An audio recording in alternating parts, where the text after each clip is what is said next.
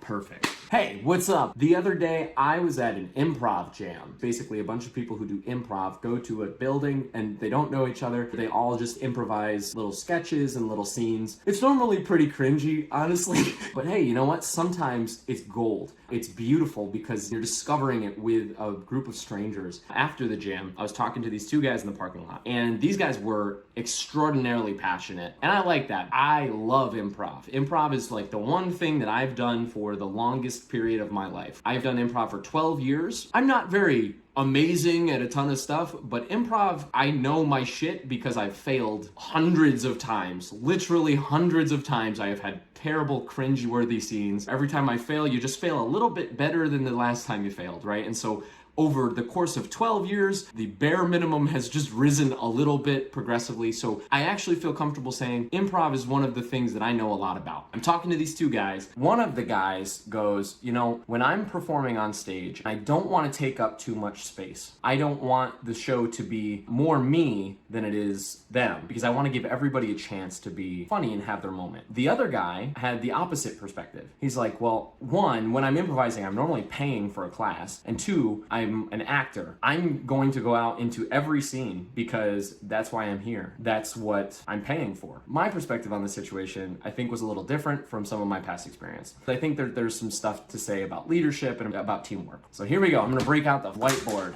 Here on this end, we're gonna have this guy, me, and then this guy over here. Nice. Okay, so we've got the me guy, and then we've got the nice guy. Let's say there's 4 different people on stage, and there's 4 different people with the nice guy as well. Okay, cool. So this guy says, hey, I'm going to make sure that I'm getting my money's worth. So I'm gonna go out there all the time. Meanwhile, it's irrelevant what these guys, how much of the performance makes up them. Cool.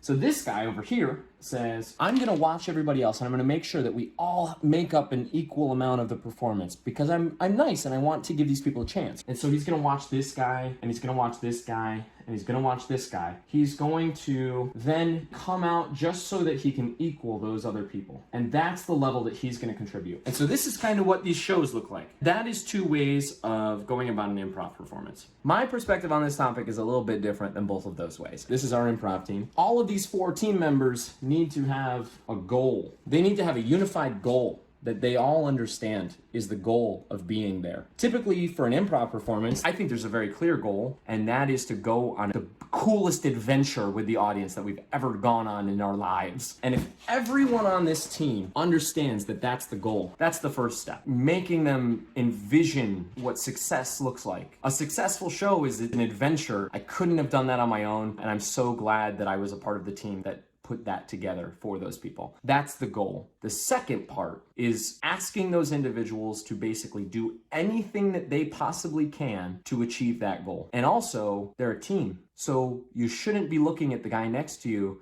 and questioning his decisions, because you know that person, his goal is to make that an amazing performance for the audience. You trust his decisions because you understand his motivations. You know that every action that he takes, he thinks that that's the best way to create an amazing performance for the audience. To put this in the context of the previous example that we were talking about, instead of worrying about the percentages of each of these players and how they contribute to the overall achievement of the goal, those percentages are irrelevant if everyone's goal there is to make something amazing. Maybe this person is incredibly gifted at playing big outlandish characters. Maybe this person is incredibly gifted at playing grounded characters that have a lot of like emotional depth to them. Maybe these guys are in every scene, right? We love to see these people do their thing. This person is making tons of jokes that are actually really funny, and this person is bringing this level of depth and grounded meaning to the scene that is necessary to hold our attention as we go on this joke adventure. Now, if we all know that the goal is to create this wonderful, amazing experience for the audience,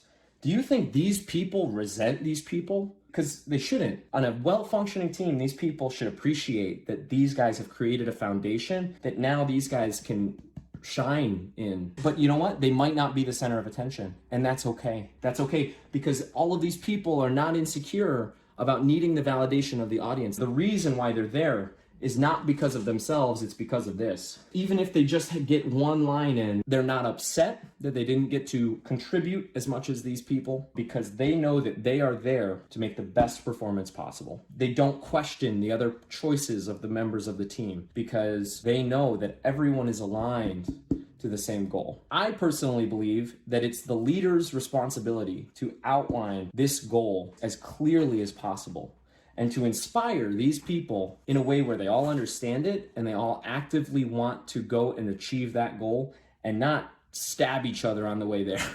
That is the responsibility of the leader, in my opinion. And that is a lesson from improv that I have used throughout my life that I think is very valuable and something that you should potentially take with you.